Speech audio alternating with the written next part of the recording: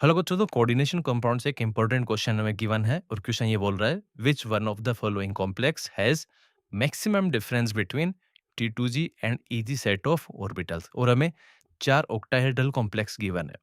ठीक है, तो अगर कोऑर्डिनेशन नंबर 6 होता है तो जो 5 डिजनरेट ऑर्बिटल होते हैं सेंट्रल मेटल लाइन के, वो लिगेंड की प्रेजेंस में कुछ इस तरह से स्प्लिट होते हैं कि जो 2 ऑर्बिटल होते हैं वो हायर एनर्जी लेवल पे होते हैं जिनको हम EG ऑर्बिटल बोलते हैं, और जो 3 ऑर्बिटल होते हैं वो लोअर एनर्जी लेवल पे होते हैं जिनको हम क्या बोलते हैं, T2G और ऑर्बिटल।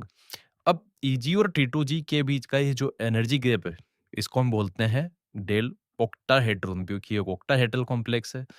इसको हम किस नाम से जानते हैं? CFSE के नाम से। तो इसका मतलब किसी कॉम्प्लेक्स में जितनी ज़्यादा स्प्लिटिंग होगी, उतनी ही ज़्यादा T2G और EG के बीच का एनर्जी गैप होगा, मतलब उतनी ही ज़्यादा CFSE होगी।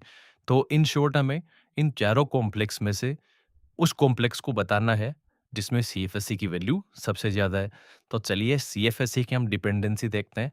जो CFSE है वो डायरेक्टली प्रोपोर्शनल होती है किसके? Z effective of central metal ion के।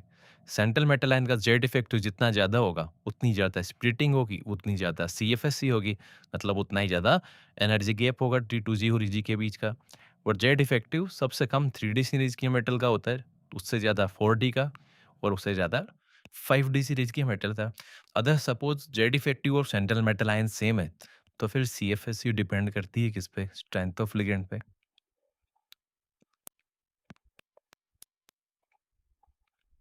अगर लिगेंड की स्ट्रेंथ सेम है तो CFSE डिपेंड करती है किस पे? Oxidation state of central metal ion पे।